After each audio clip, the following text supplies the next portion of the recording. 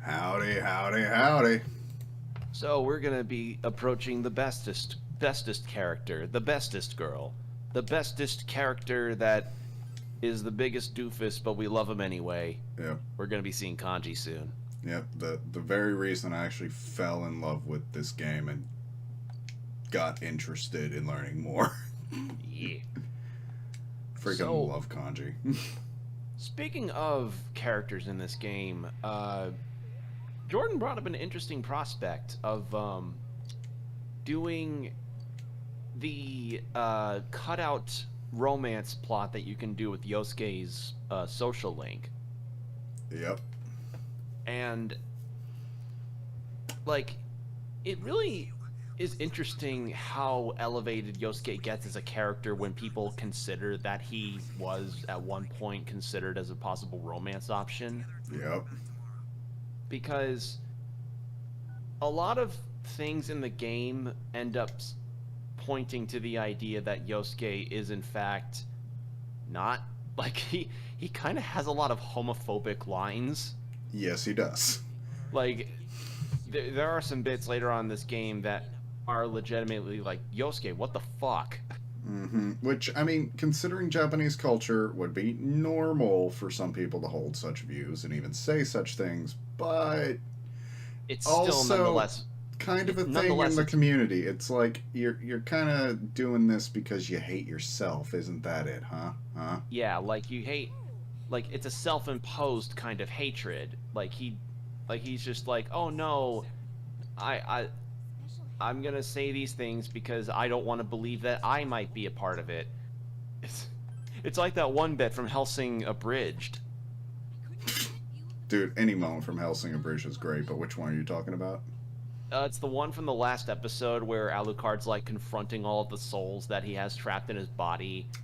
Like Team Four Star bothered to have this whole sequence where he's just giving counsel to these souls, and like the first one is literally, I see these two gay guys hanging out in the street, and I just feel this kind of weird frustration about everything. And Alucard goes, well, maybe you thought that you would want to be those guys. And he goes, oh. And then Alucard says, and that was about 90% of the soul solutions. Yeah. So yeah, basically it is kind of canon in a sense that Yosuke is a romance option because the voice line is there. It does exist. It's just due to it being cut, a lot of people's impressions of him can be very not good at certain points. Yeah. And I like, in a way, because Yosuke is essentially canonically Yu's best friend. Yeah. It is cool that, they actually recorded lines in the Japanese version and even the US version for a romance path. It's like they were just trying to expand the concept, maybe, I think, in general, and then just got cold feet at the last second and were like, yeah, nah, we're pulling this. Yeah, not to mention that, I don't know. The Because point is, from what I've understood with Persona 4, this was the game that was essentially made to sell. Like, yeah, and Jesus, did it sell? yeah, was the turning point for SMT, like, in the Western market beyond Japan. Like, it did great in Right. Japan, but, like, this was the game that proved, oh, wait, we can reach an even broader audience. And I think that them removing the Yosuke path was, in a way, to appeal to the broader audience and prevent it from getting Yeah. any negative feedback or getting banned in a more conservative country, possibly in Europe or something. Or in America. Well, we don't really ban games. That's the thing, though. Well, yeah, but I But mean, yeah, it would alienate audiences in a sense from certain players. Because let's face it, we think that the gaming community can be very accepting of other people. They can be just as close-minded as any other community out there. oh But yeah, thankfully nowadays, due to those voice lines existing and due to the dedication of plenty of fans and the PC version of this existing, it can be modded in. Yep. And that's what Jordan plans on doing. He wants to mod in the Yosuke romance scene and actually pull the trigger on that. Yeah, like, honestly, I think that should be the path we take. I just... It feels appropriate. It feels right. Like, so... not to say that any of the other romance options in the games are bad. I like Chie. She's cool. Yeah. But to say that, I don't even know if, like, using the word canon is right on this, but it just feels appropriate to consider that kind of path. I don't know. Maybe I'm blowing smoke out my ass. Who knows? I don't know. But yeah, these two. Look at this image. Look at the main character's model. You can't say they aren't cute together. Like, yeah, it's just the pair I feel we should get. And technically, there is a sequel to 4, and that doesn't happen. And neither does any of the romance options officially. In any of the Persona games. Yeah, but I'm like, if I had to pick one, Yosuke needs someone to just give him a fucking hug. Yeah, just to tell him, like, it's okay, Yosuke. You're not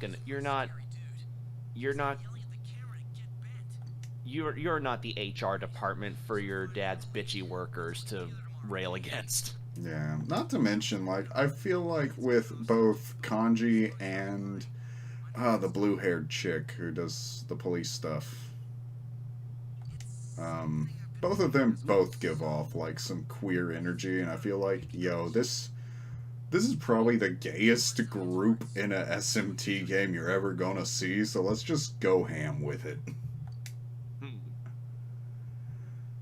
Yeah, and though, like, the revelations of everything coming up are...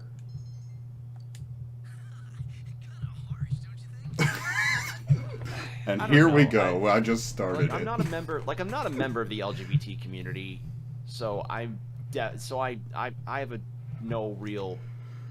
don't really feel like I have a good perspective on this. So all I'm saying is I say neither, and Yosuke says, "Well, I kind of understand." So wink, wink. This is what we doing, baby. Okay.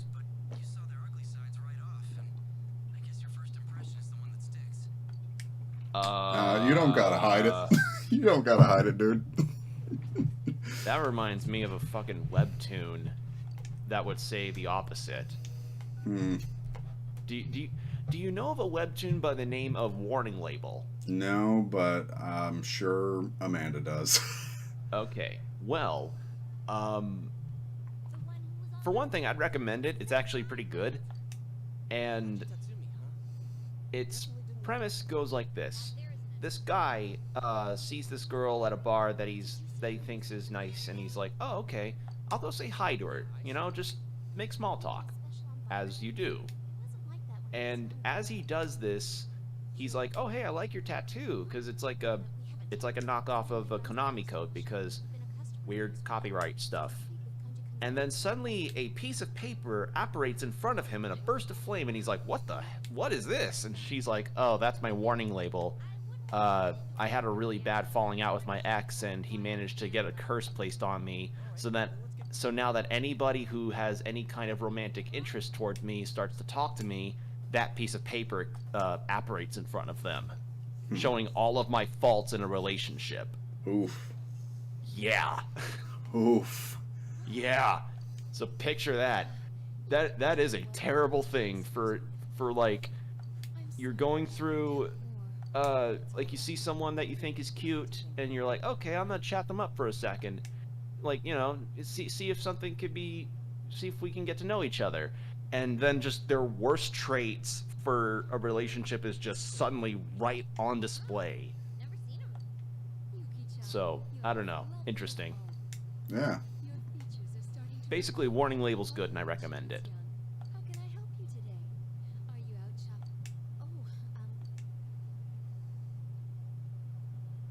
I like a lot of the patterns here. Oh yeah, I love the patterns that Japan has for clothing and everything. yeah. No, I love anything about good cloth work. Like I don't know if it's just textile design or what you call it, but patterns are cool. Yeah. Someday, uh, if Japan actually opens for tourism again, I would love to rent a yukata to actually live out my weeb dreams. Hmm. Yes, it was a special order she placed. She actually ordered a pair, but in the end, she said she only wanted the women's scarf. It Wah left us wah. with no choice but to sell this one separately. Man, there is a connection to the first case. Hello? Oh, I'll be right there. I'm sorry. One has Oh, to it's okay. wonder, We should get. I'll come like, the with you. 25th anniversary of Persona Is that is so? going to be coming Well soon. then, please It say might hello to your have daughter already for me. happened, but what Uh, would you want to see out of another Persona game? Like, what would you want to see out of 6? well, that's a good question. One thing I would love to see is actually for them to re-release the first three personas. That would be nice. That would be great for me. I think definitely include all the advancements from the PSP port, but like in the original game, allow us to choose between the original and the PSP soundtrack. Include the soundtracks with the game, at least like a music listening option, because God knows how much I listen to the soundtracks of these games. Um, And I mean, a lot of people have been hammering the idea for 5 to be put on PC because, I'm not fooling you know, anyone, you know. say what yeah, you will about 5's quality with its story and its gameplay and everything, but Lord knows that if Atlas puts that out on PC, it will sell like gangbusters. yeah. No, I would totally say. I'm sorry, I gotta be quiet here. I know. This is some of my favorite stuff, man. Yeah, it's the cinnamon roll of a man. I love that guy so much. Love you, Kanji. Wearing his jacket as a cape. It scared the hell out of me. He's even worse in person than on TV. It's like you scared Chie. That on TV looks Yeah, definitely he's Kanji-kun. like he is basically like the scarred himbo. Mm-hmm. He's basically like if Cusco had a temper problem. Or no, Krunk, not Cusco. I keep mixing up Cusco and Krunk from Emperor's New Groove. Yeah. Hey, my name's Kaji Tatsumi. I'm in a biker gang, and I like to make textiles with my mom. I cannot do Patrick Warburton's voice at all. She was the one who dealt directly with Miss Yamano, but I was the one who was targeted. But yeah, a lot of people have made the prospect of asking if whether or not Persona 6 could have the main character and their friends be college age people, you know, like You college know, students and everything. I don't think that'll happen, sadly. It won't. Like Japan has this whole deal about wanting to keep to the high school thing because let's face it, high school is considered like the age of freedom for a lot of people before they go into the job circuit. Which Um, happens during college. College is a stressful time for them. You focus on studying. It's not about your relationships. You're, you yeah, know, leaving that freedom, and it's kind of the in between years. Where yeah, for us in the U.S., it's pretty much the opposite. Like that's your first taste of freedoms when you go to college. yeah. So Your taste of freedoms of buying a bunch of discount games, downloading PDFs of your favorite tabletop stuff, and consuming cheap beer. yeah, but that's the thing. It's a difference of culture, and I think so long as SMT stays really focused in Japan, like we're not gonna get them showing other parts of the world or anything like that. outside of, you know, the occasional school field trip scenes that happen. Like in Persona 5, for instance, there's this moment in the game where the main cast go to Hawaii for a school trip, and it's like, okay, but you know, it's just not. It's just a section. That's not like. That's not to say that I would want the game to take place overseas to cater to my interest. I'm not saying that in any capacity.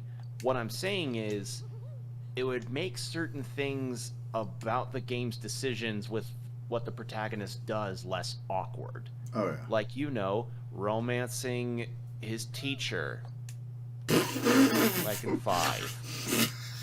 Or romancing a doctor I forgot that's who a is... thing. Yeah, that is a thing. And, you know, some of the romance options you have in Persona 5 are adults, and the main character is like a 16 to 17-year-old kid. And it's like, that doesn't... No.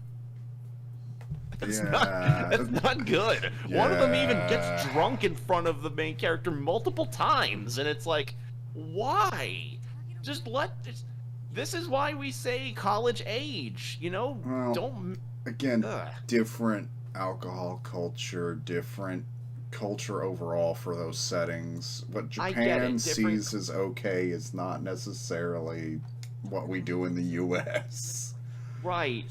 But still, though. Yeah. Like, listen, I love Tei Takemi. She is my Persona 5 waifu. But if you were to ask me, like, oh man, do you ship the main character of 5 with Tei Takemi? No. No. Yeah, I guess it'd be the Cheeto-loving computer chick. Not with her either. Really? No, she's got too much of a little sister vibe. Fair enough. Like, if anything, if there were any gay options in 5 that would work well, I'd feel it would definitely be with Yusuke, the guy with the blue hair. Oh, okay. But essentially what I'm saying is, Persona 6, if it were set in college, would be a really interesting turn for the story. Agreed. I think it could work, and I think in general SMT games should have that option. I mean, heck, first SMT, I think it was still a high school student, but... It was. Okay, because, yeah, that story got freaking dark as hell with the whole Loki thing. Yeah, well, I mean, it was literally just a dude summoned demons to invade his school. And kill everyone. So, yeah, like, considering the post-apocalyptic vibes this series can have, which I feel like Persona is trying to separate itself from. Like... Yeah. Well, I mean, that's what Persona became popular for, because... It's essentially like the Fire Punch versus Chainsaw Man debacle here. Ooh, okay. You know what I mean by that? Yeah, I do know what you mean by that, and that really makes some sense. Because Fire Punch... Okay, so for those that don't know what Fire Punch is, it's the manga that the author of Chainsaw Man made before he made Chainsaw Man. It was I think it was his first work. And the best way I can describe Fire Punch, though I have not read it myself, is that it is very, very, very, very bleak. It is a bleak manga that has a lot of things that can be disturbing to some. Like, it's not as nihilistic as something like, say, Gantz or Inuyashiki. Oh god, you said Gantz. Yes. Damn, remind me of middle school, why don't you? But it's definitely got bits that will leave you emotionally exhausted. Whereas Chainsaw Man, granted, has its bits where it can feel a bit emotionally exhausting, but it's a lot more contemporary and digestible story. It's not, like, the themes that it's tackling feel a bit more familiar to people. And that's what Persona has over, say, SMT. So, there you go. There you go. SMT is Fire Punch and Persona is Chainsaw Man. Yeah. That's the only time I think I'll ever make that kind of comparison. I mean, that was good comparison, man. So I take it. Like, that's good. Okay. Speaking of Chainsaw Man, I need to keep reading it before the anime comes out. Definitely. Because, like, though I feel so sorry for the staff of Studio Mappa because they have been fucking working themselves to the bone, making all of these animes that are coming out. It's fair to say they're doing pretty goddamn good jobs. Oh, definitely. Like for anybody that's seen Jujutsu Kaisen, the final season of Attack on Titan, like Mappa is kind of rocking the anime industry at this moment. Mm-hmm. I'm just saying, man, the gay vibes in this game. Weird? What about I don't know how to put it. Maybe it's just my imagination. Hey, how do you think the others are doing? Beats me. For all we know, he's hitting on Yukiko as we speak. Yeah, no. He's not like you. I will say Yusuke and Chie could be a cute couple. Like, I They could see them as could. a bickering married couple. Yeah. He doesn't seem to be interested in that stuff anyway. Yeah, they essentially they'd be the ones to call each other dumbasses across the kitchen or across the dining room table. That kind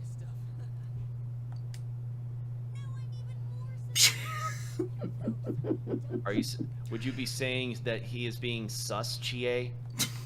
Would you say that he is being sus? He's a sussy baka. I would pay to have Chie's voice actress say, Yosuke, you're being such a sussy baka. Oh my god, yes. Bird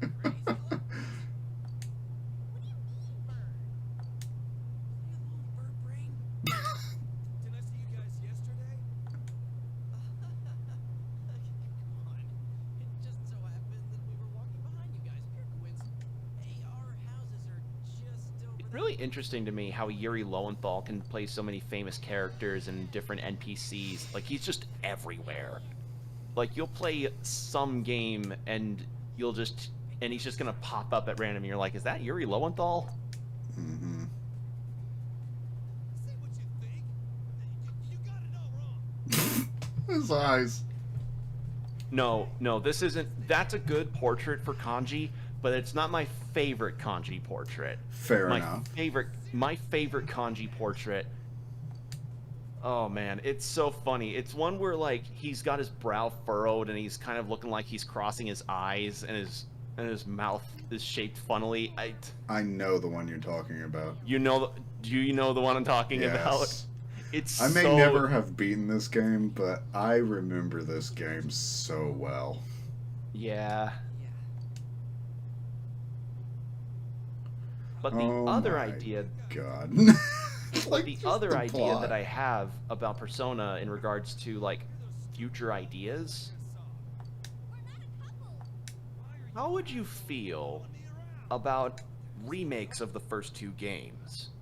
One, I think that's a great idea because the first game got a remake that is not really beloved. I would say the PSP versions of 1 and 2 are more remasters. Yeah, they're remasters, but I don't know. I feel like at the same time, I don't want to have the original intention behind the game necessarily changed to the modern style. Like, I like the old grid-based town system between dungeons. That should probably stay even in a remake. But I could see, like, adding more dungeons, expanding upon the Ice Queen quest, updating the visual style, but... Letting us beat up Hitler. Letting us beat up Führer. There's things that could be done I would like to see in a remake, but I don't want the gameplay to change too much, if that makes sense. Right. And frankly, changing the gameplay would be a detriment, I would feel, in regards to a remake.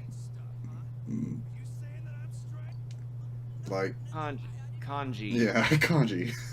I love you, dude. Kanji, honey. Better get the hell out of my face, or I'm taking you down. I love him. I look like I'm joking. he just runs in the door. Oh, I love it. Yosuke essentially turned into that guy that tried to drink an entire sparkling water without burping. Oh, dude, I've tried that. You just can't. Yeah, he's essentially what he does in the video is that he drinks the entire thing and he goes, "Oh my gosh, what do I do?" And then as he burps, he turns around and smacks his head into a garage door. Oh, dude. But no, I would love to see remakes of the first two games. I mean, technically, Persona 2 is two games, and they are direct continuations of each other. Another thing I would love to... Yeah, so like Persona 2, I want it as a complete package. Like if you gotta do like an in-between mission or something, make Persona 2 Definitive Edition. It's Innocent Sin and Persona 2 just Eternal together, Punishment, and Eternal Punishment just brought together as a complete story. That's something I think could be done in the remake, fleshing out the story a bit more, and just actually making it. I just remembered you're given a gay option in the second game. I believe so, yeah. Yeah, you are. In one of the dungeons, you're actually able to romance one of the male party members. That's right. I forgot about that completely. Yeah, so there's a lot that could be done in the second game. The first game, again, I think the main thing that we want to do with the first game is focus on the soundtrack, focus on the fact there are now two fully different soundtracks for it. Yeah. Focus on updating graphics and visuals, keep isometric, but just blending in the game states a bit better than you could have done in the 90s.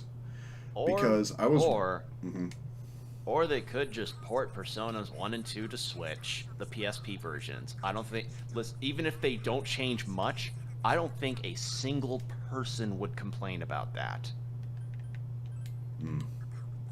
Like, would they be the definitive versions of the games? No. But would they be Personas 1 and 2 that are now available for audiences worldwide to play? Yes. And that's better than having to hunt down PSPs or copies of the PlayStation 1 games just to finally experience them. Or broken emulation, because that is still an issue with those titles. Because trust me when I say retro gaming can get very expensive very quickly. Yeah, and I absolutely love retro gaming, but you're right. There are just some titles where even though I intend to put them in my collection, the only option for me right now is emulation until I get another job. I have a $180 copy of Fire Emblem Path of Radiance for the GameCube.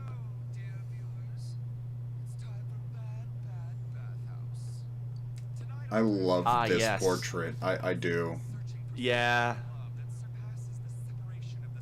Also, he might have one of the best dungeon themes in the game. Yeah, I'm not that into pop, but I do like some of a lot of the music in this game. If anything, it's because it's just straight, like, old school hardcore techno. Just thump, thump, thump, thump. I'm like... Yeah. I love it. I wonder what kind of music motifs they could do for 6.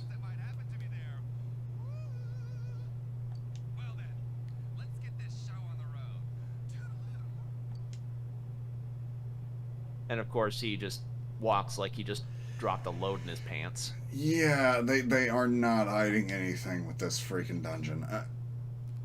I just... There was something about 11-year-old me seeing this for the first time being like, why do I relate to this so much?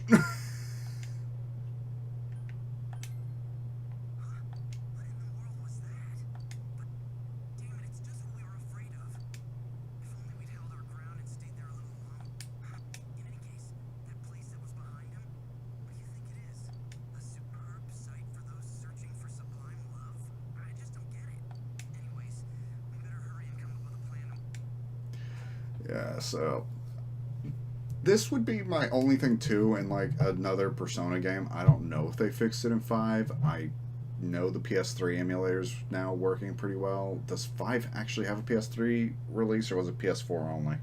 It does have a PS3 release. The only difference is that obviously loading times and not as good graphical fidelity. But if you're gonna play Persona 5, you play it on a PS4. Okay, I was thinking I might go ahead and just emulate it on the PS3 emulator. But the main thing I would say I'd want to see is, although yes, these visual novel segments are really important to the story in a modern game, give us time to do something on each of these days. Like, it's cool to push the plot forward on a day, but losing that day where I could have, like, it's Wednesday right now. Wednesday is one of the days I can take Mary out of the Velvet Room and work on the social link. Because this is a, plot day, I can't actually use this day for any gameplay purpose. You're gonna be disappointed when I say that doesn't necessarily get fixed in 5. Yeah, like that's why, Like, since we were there will talking be about days things we want to see in 6, I get if it happens every now and again, but when you're losing, like right now, almost entire weeks to plot threads, and you have a limited amount of time to complete challenges to actually get the true ending in these games, and they don't tell you what those are up front, it really ticks me off. Like, that's the one thing I'm going to say I really don't like about Persona is the fact you have this ticking clock. Well, if it makes you feel better, in Persona 5 Royal, they are way better at giving you opportunities to get to know the new characters that unlock, like, the true ending stuff. I mean, that's good. But Like, I managed to get the true ending on my first playthrough. well, that's awesome.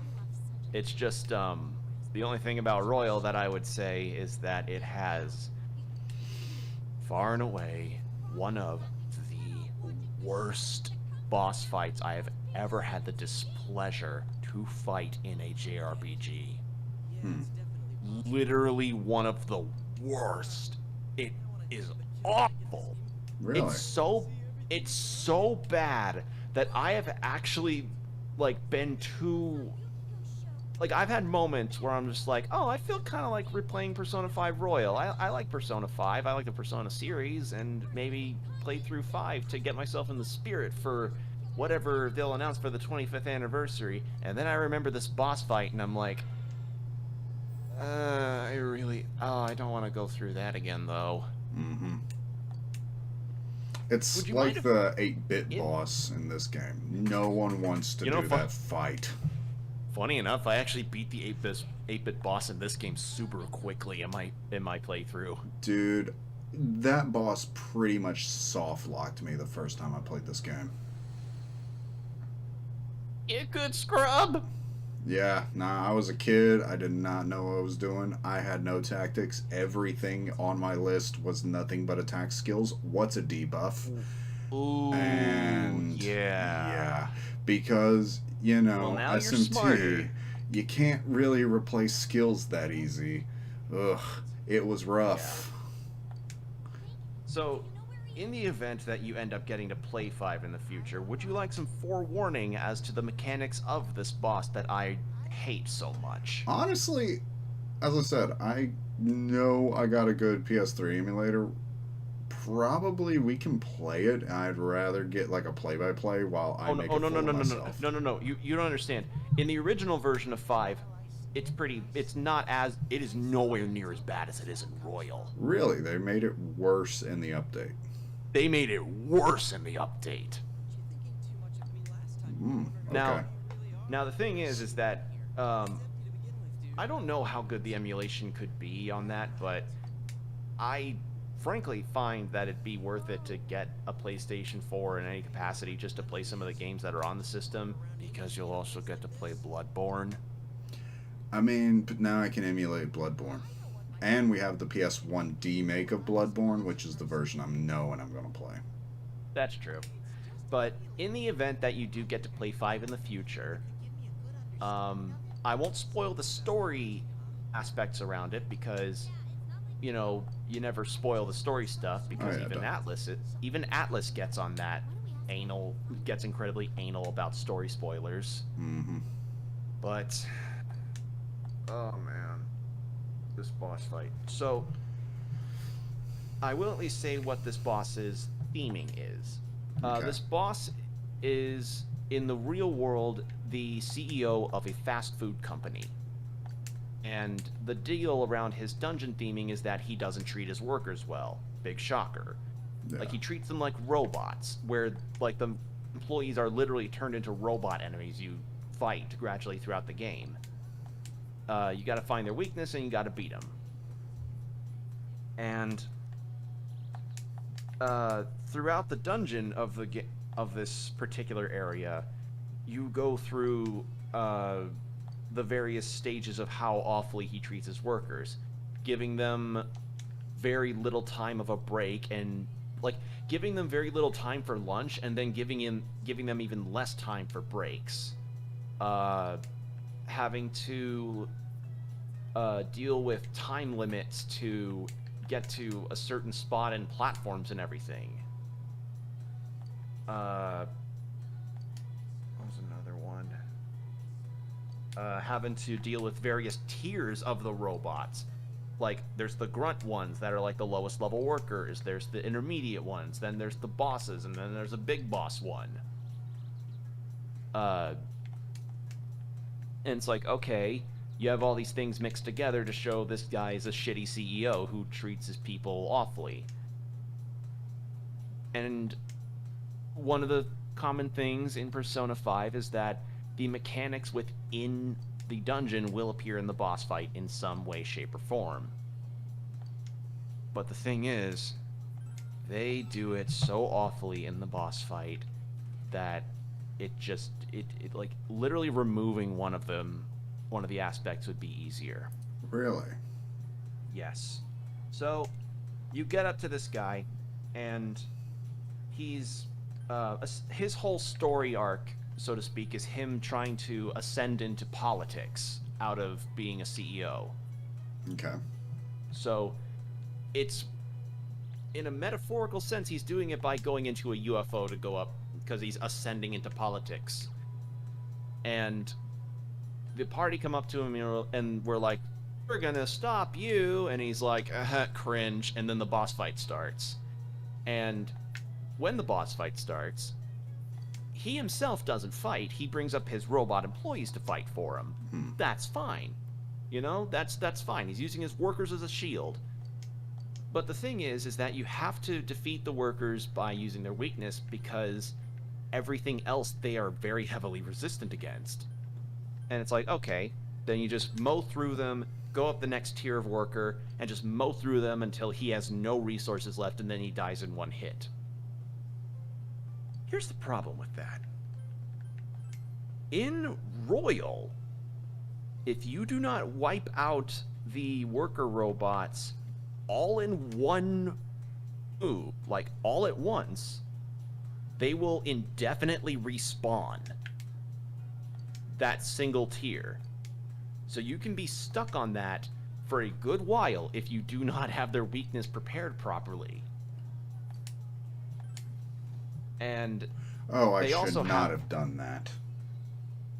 And the other thing is that they can self-destruct as well. And you'd think, okay, well, if I killed 3 of them in this single turn and the last one self-destructs in its own turn, then surely that must count, right? No. I wouldn't be this complainy if that were the case. Mm-hmm. So you'd think, okay, you got to keep all that up. That kind of sucks, but that shouldn't be too bad. Well, here's the thing. They can focus on specific party members and then kill them off, so if they kill off the person that has the weakness to the robots that are up, tough shit. And the thing about all this is like, it's a lot to manage. Having to continuously change out party members to make sure you have the right weakness on, and making sure certain party members stay alive, maybe even having to use a lot of your important items that reflect physical and magical attacks. You know, it's a lot to manage, but you'd think, okay, it's a turn-based RPG. I'll have plenty of time to at least work out the strategy. I mean, the game literally says in the loading screen, take your time. Remember that time limit thing that I mentioned earlier with the breaks? There's a turn limit to this battle, isn't there? There's a time limit, and it's for an hour. Which makes no fucking sense, because you stop him in his tracks. So essentially, you could get caught in like a 10 to 20 minute loop of one of the tiers of robots self-destructing, and then the whole line of that same robot respawning, and it's like, tough shit, you gotta try it again. So, yeah, essentially you have to kill them all in one turn. You wanna know how much more easy the fight is in the original Persona 5 game? How much more? When you kill a robot and it's replaced by the next tier of that robot's rank. That's it. They don't just wholesale repeat the tiers indefinitely. So it's like, oh, you kill 3 out of 4 of the first rank robots. Here's 3 second rank robots to help keep the fight moving.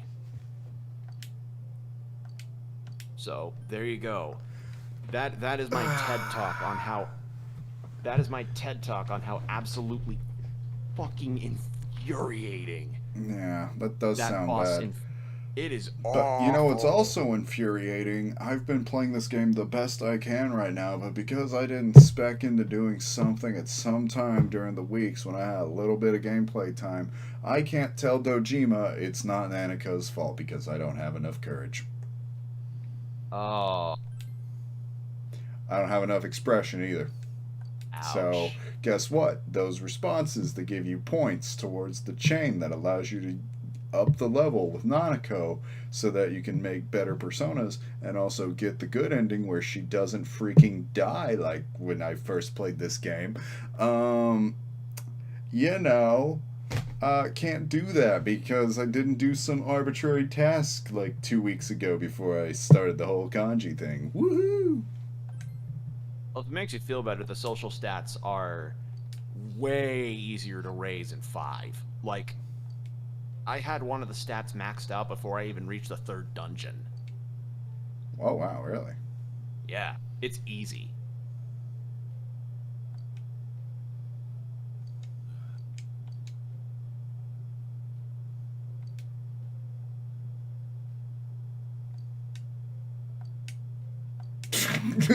At least he yells at you, too. Yeah. I'll give him and I mean, that. he does have a point. People have died, so it is fair to be like, don't be out at night, dude. Yeah, and as a cop, it's like, I don't want my kids getting hurt. But yeah, basically the boss fight in 5 that I just mentioned, you hopefully you now at least has a grasp as to why I find that boss fight as hair-pullingly egregious as I do. Yeah. Like I legit feel I feel unmotivated to ever do another playthrough of Royal specifically because of that fight. And the thing is though, you're given something of an out with the fight, albeit it does feel like cheating. Alright. What I mean by that is when you play Persona 5 Royal, you're actually given all of the supplementary DLC that Persona 5 Vanilla had. Like, all of the DLC, like the costumes, the extra personas and everything, those get included in the Royal version, which is nice. That is nice. And some of Sega those not DLC pulling a Sega right now. We all appreciate that. Yeah. And the DLC personas are pretty strong. That boss fight is the only justification that I would ever see myself using to use the DLC personas, because they are busted. Oh man. But that, like, I streamed Persona 5 Royal for a bit, and when I got to that boss fight, I died twice, and then I was like, okay, I'm just gonna beat this off stream. I proceeded to fucking lose that fight 3 more times before I beat it. Dang. Yeah. And I definitely felt like... it was just the game had so many things working against me. I felt like I did not have any room to breathe. It was like the equivalent of encountering 5 Karens when you're a cashier. Ugh. It's just like reality's against you here, buddy. Mm-hmm. Prepare to have your veritable balls be put in a vice. Best Yeah. hope your decibels save you. Damn. Ugh. Ugh. So there you go. Sorry everybody, but He needed to get sorry that for out. getting sorry So, for yeah. getting on a rant, but I legitimately think whoever designed that boss fight should have gotten the hardest reprimanding ever. Mhm. I don't even know if they've updated the game to fix that boss fight. But they should. They should. I don't give a shit if they've already put voice lines in the game. Like, the thing is, they even put voice lines in to be like, oh, we have to wipe them out all at once. And it's like, fuck that. Yeah, it's Fuck like, that. how? Yeah, like, and the thing is that you'd kind of have to grind a whole bunch to get through it and have your...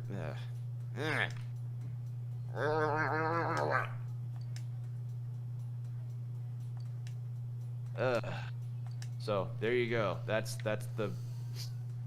the reason why. That's the massive asterisk that I would put over Persona 5 in Yeah, so- regards to the gameplay aspect. Persona there are some story. 6.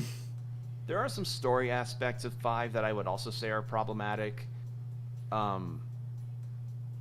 Because, you know, it has risen some controversy because what game releases nowadays that doesn't get controversy around it if you're not Kirby. Mhm. But in a gameplay sense, you now know the most infuriating thing in Persona 5 Royal, to me at least. So, Persona 6. Yeah.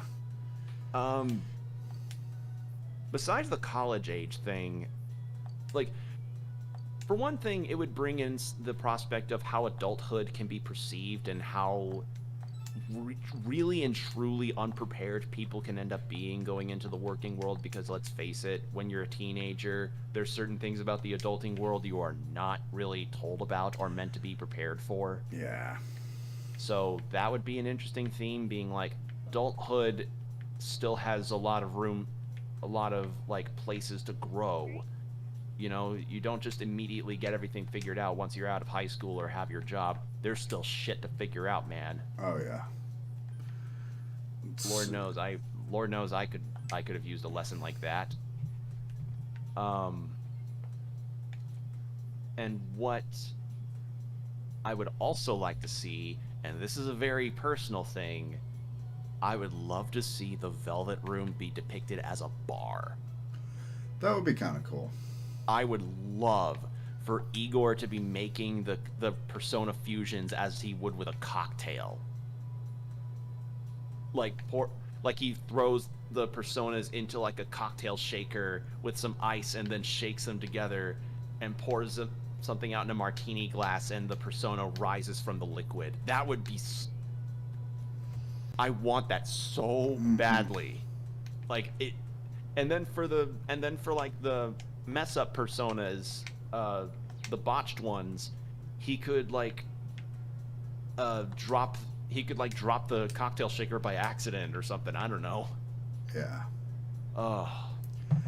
Trying to think what I should do. If I should go for the social link, since at least they tell me Thursday's the last day of the week to do the Sun social link here and do Drama Club, or if I should go out into town and do some talking. Well, I mean, I don't think it would cost you anything to... I don't think it costs you time to talk around with Kanji. Or talk around about Kanji. Like, Okay. the only things that passes time necessarily is doing the social link stuff, as well as any special actions like eating that beef bowl. Yeah. Now I gotta figure out what that Mori Ranmu something is. Let's see. Also, it would... The prospect of a college Persona would really be interesting to diversify a cast, too, because college brings all kinds of people around. Oh, yeah. It really does. Although then again, I don't know exactly what universities in Japan are like, but that's Yeah, in the event that if that's it even takes place in Japan. For all we know, maybe Persona 6, they're like, hey, we're gonna be an interesting, we're gonna do something interesting. We're gonna have it be like, oh, you're part of a exchange program, where a Japanese student goes to a foreign country, and, you know, I would say the obvious choices that they would go for are either the UK, America, or one of the other English-speaking countries around. Maybe, maybe France, but I think they probably want to go broad enough as possible, so they probably would go for the English-speaking countries. But how interesting uh, would that be? I You get to I would like a Canadian Persona. Hey, Canadian. Oh, you got a. Oh, you're a student from Japan, huh? Yeah, you're ready to have a tin bim over here. Let's go watch the Leaf games. We're gonna end up having some donuts later, huh? it'd be perfect. But yeah, that would be an interesting thing. You're an exchange student for a foreign exchange program. Although I wonder what kind of story would be brought about considering the pandemic and how that's altered a lot of themes and stories nowadays. Because the other thing is that Japan is kind of closed off in regards to their tourism at this moment, because, you know, obviously COVID has shot a lot of plans in the foot, and only just now has Japan allowed tourism flights out of Japan for people. Like, apparently Narita Airport got extremely busy because they've now opened up to the prospect of letting people that live in Japan go out to other countries.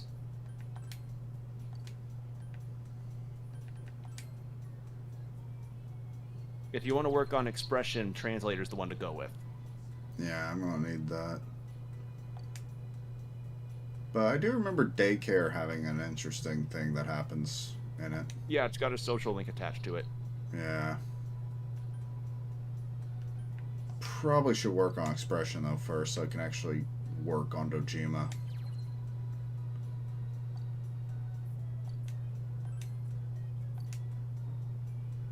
My work desk. Yeah, that's the other thing that's nice is that you don't have to remember like a dedicated day that you have to be at a certain spot for. You can just do it in your room. Yeah.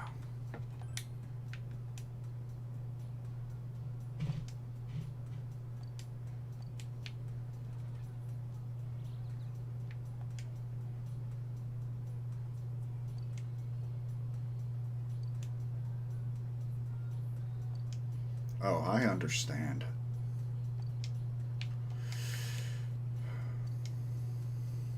Trying to think. What else would be something Persona 6 could do that'd be a pretty nice change for the series?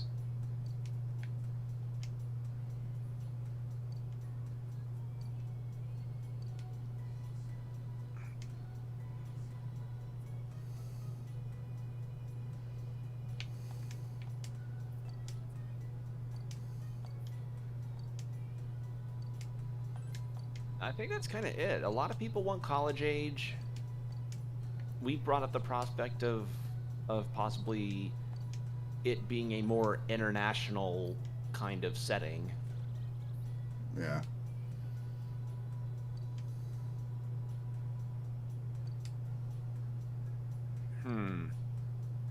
Although there is one thing about and this is the thing with like just dubbing in general that I find egregious at points, and I understand why they don't put the work into it because it's a lot of work to put into, but it's nice when it's done.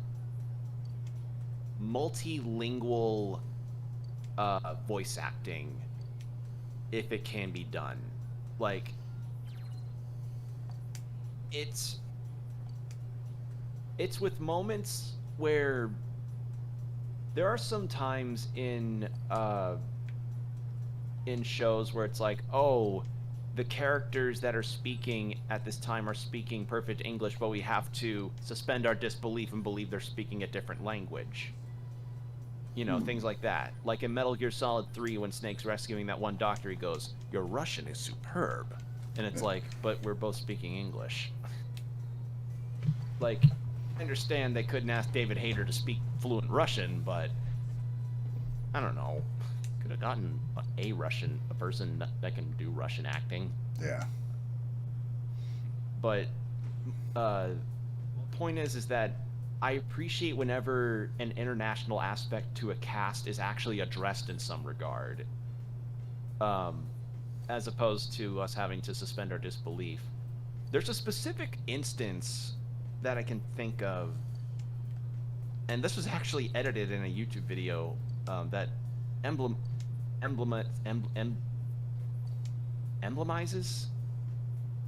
It sticks out in my mind when I saw it. Have you seen an anime by the name of Black Lagoon? Oh yeah, with Revy, and yeah, that was one of my favorites, man. That's a great show. Okay, so you remember that part in the show where Rock and Revy are in Japan because Rock is acting as a translator for Bella Laika? Mm-hmm. Bella Laika, best lady, by the way. I will not hear two words about it. She is girl boss. She is. No doubt about that. But there's this segment where Revy and a side character that comes up are storming a bowling alley that got taken over by some just Yakuza pansy asses. And Wait. There's this... No, damn it. I thought I could do my job here. No, you do it on the table. Well, I got a little more knowledge. I mean, it's always good to get more knowledge, because then you get that Lamborghini. Mm-hmm. But in any case, the guy... There's this one guy that Revy encounters who's saying, like, I give. And I in the remember English that dub, scene, and she just shoots him in the head. Yeah, like, he's... The way it's supposed to be is that the guy, being a Japanese Yakuza, or a Japanese gangster... I forget if they're Yakuza exactly, or if they're gangsters. Either way. But he's saying give in English a bunch, and then Revy in English is just replying, what? You're gonna give me what? You're gonna give me a gift of some kind? Mm-hmm. And he's like, I can't speak, I give. But in the English dub, it doesn't make sense because he's speaking English. But the video I saw was having his Japanese voice with Revy's English voice, and that just made so much more sense to me. Like, seeing that was just like, yes, that's what I like when it comes to international things.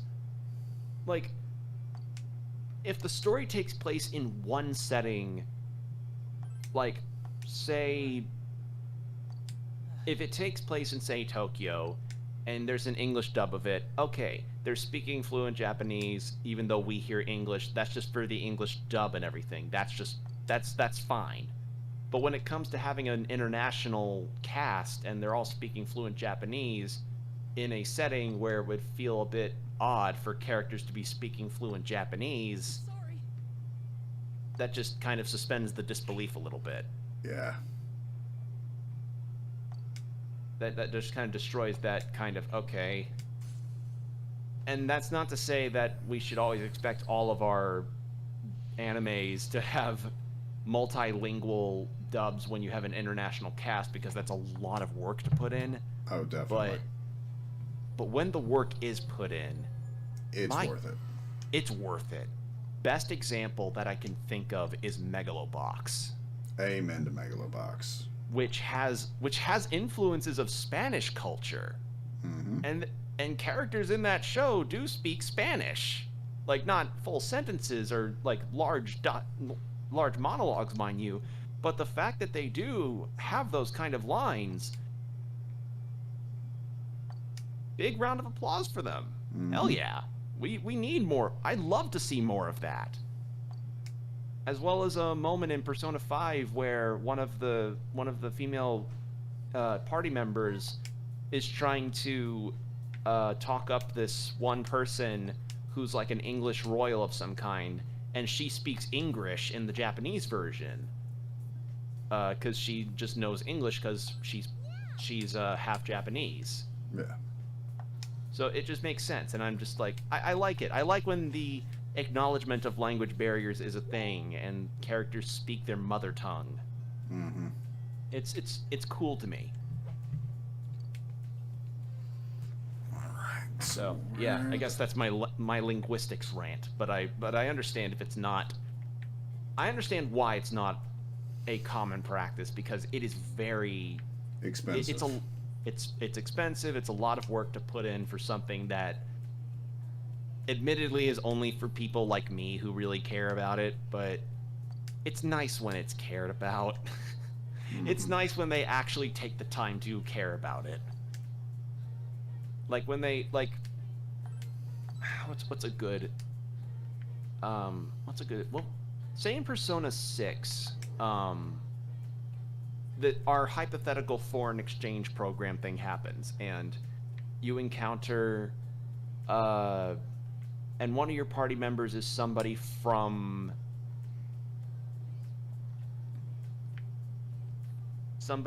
Portugal, for instance. And it'd be like, okay, how cool would it be if you had in one of the dub options, or if for the English dub option, you let this character have moments where they actually speak Portugal to, say, their family member if you're doing a social link thing. Or Portuguese, sorry. Or if you had a character that was German, speak German to their family, or have like, hey, I can teach you German in exchange for doing this for me, that kind of thing. Yeah. I don't know, just I like this kind of acknowledgement and meshing of cultures and people learning things from each other. It's fun. Also, it would be a great excuse to bring in more demons and stuff from other folklore. Oh, well, for one thing, that actually, well, I mean, the demons and other folklore stuff are always going to be a mixed thing in. Like, granted, the settings are always in Japan, but they always do have these international demons and everything. Oh, yeah. Like, I mean, it's thanks to Persona that I even know about some of the gods that I do, like the demons of Goetia, or the fact that I know that Zoroastrianism is a thing. Yeah, fair enough on that one.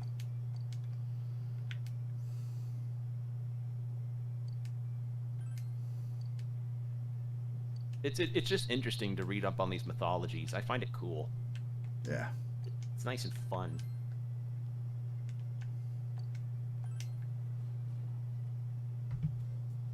Although if they did have it take place in America, I wonder if they would make an SMT version of Paul Bunyan. Oh my god. Okay, so that would probably appear like Minotaur in SMT 4 because Blue the Ox. Like, that'd be pretty cool though. Like Paul Bunyan, you get like a giant Minotaur lumberjack. Paul Bunyan is like one of the party members' personas. I could see that. It's like, or Johnny Appleseed being a persona. He wore a kettle on his head, so.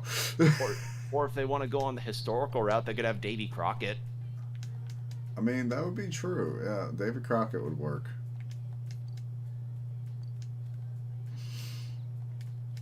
Let's see.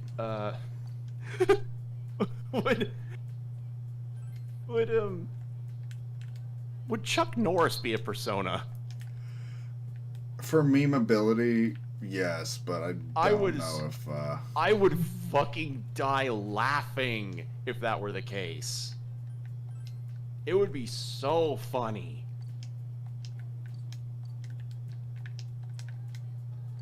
Oh man, that would be great.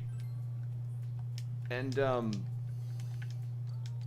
not necessarily Persona related, but I guess if a side story thing were to come up, how awesome would it be if we got some kind of cool life drama tabletop type of thing, like a social link that's related to tabletop gaming, like D&D or something? That'd be really cool. I would love that. Like, you know, again, foreign exchange student, you learn about this Dungeons and Dragons theme, and you're like, oh hey, yeah, I hear about this a lot, I want to give it a try.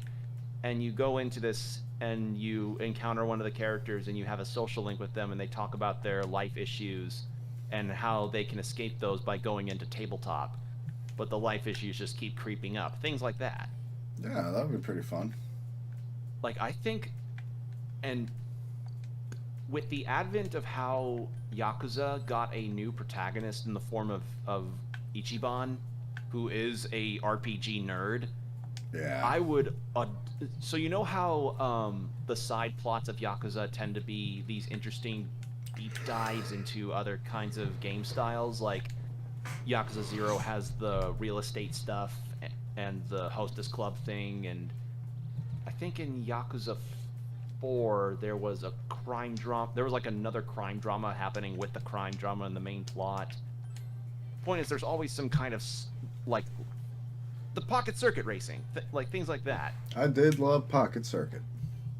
Imagine if in the next Yakuza game, which apparently is getting close into still pretty far in development from what I hear, if you have this big side story of going through a Dungeons and Dragons style thing where you're dealing with the sub stories and the characters that are the players in this Dungeons and Dragons thing, and you also get to play out the sequences of this Dungeons and Dragons-esque thing in the game. I'd be down for that. Like, make that into its own turn-based RPG or some kind of real-time strategy thing. I would adore that. I just think it'd be a good idea, and it fits perfectly with Ichiban's whole character.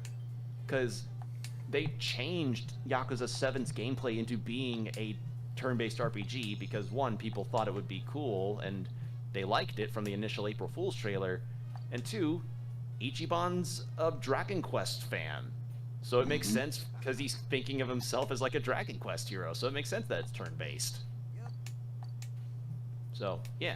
that's not it. Okay.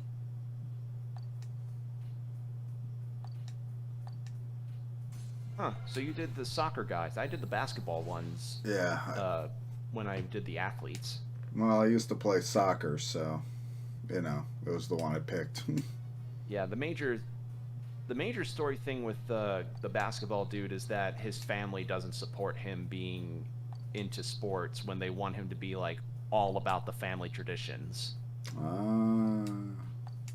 Whereas it seems like Daisuke's deal is like, I just want to focus on sports, and these girls are just trying to cramp my style. It's all about that Sigma male grind set. Like the Cosmo-based video. Yes. Have you seen that? It's so like I feel bad for laughing, but it's pretty funny. Yeah. All right. Well, we've been at this for an hour. I'm going to go ahead and start on translation. And then I guess after that we can probably go ahead and end it. Yeah, I'm just going to end it here, I think. Thank you all for watching, and we will be back.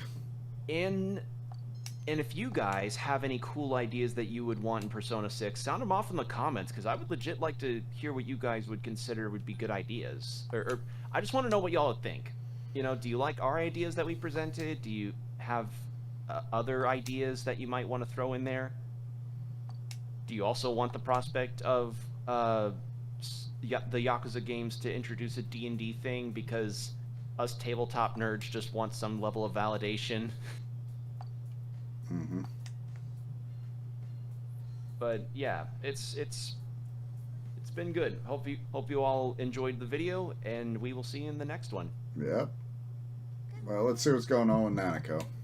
Ah, that's right. Can't miss any cinnamon roll moments. Oh, this is where you get to learn about planting stuff. Mm. The teacher gave us seedlings and told us to try Yeah, this is where you can get some good SP stuff. Ah, good. Oh, and you do get an SP restoration stuff in 5 as well, but it's in the form of making coffee and curry. I love it. Yeah, because as the main character, you live in the attic room of a coffee shop in Shibuya, and the guy that's keeping you, the guy that's boarding you is like, when you start his social link, he's like, tell you what, I'll make you the perfect cup of coffee. He teaches you how to make good coffee, and it's really cool. And You even get to learn about various coffee roasts when you make stuff for him. So yeah, it's the perfect he is the perfect parental figure character of the Persona games for a coffee snob like myself.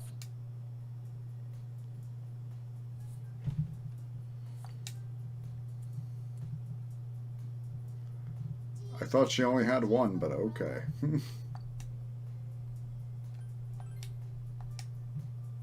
Have you ever done gardening? Yes, actually. My dad does gardening, and funny enough, last year we had like an abundance of tomatoes. Like, we regularly ended up making so many different kinds of spicy peppered salsas because of how many fucking tomatoes we had. Damn straight, I know that feeling. Like some say it's feast or famine with tomatoes, and it was almost cartoonishly high on the feast with tomatoes when my dad grew them. Like, we had too many.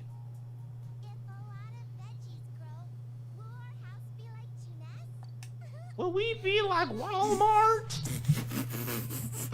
Yeah, pretty much. Poor Nanako. I love her, but it's like so sad. And it is sad. It's like when the most exciting thing that a kid sees is the prospect of becoming like a Walmart. But yeah, basically, if you want good SP items, you get these plants.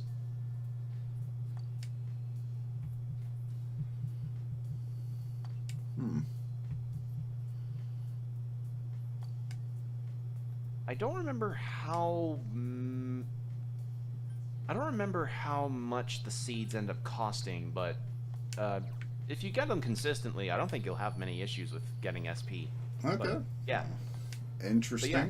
Now we go. can go because we got a garden. We got a garden. Got a garden. All right. Talk to y'all later. Take care. Thanks for watching. Subscribe to Open Couch Gaming for more video game antics.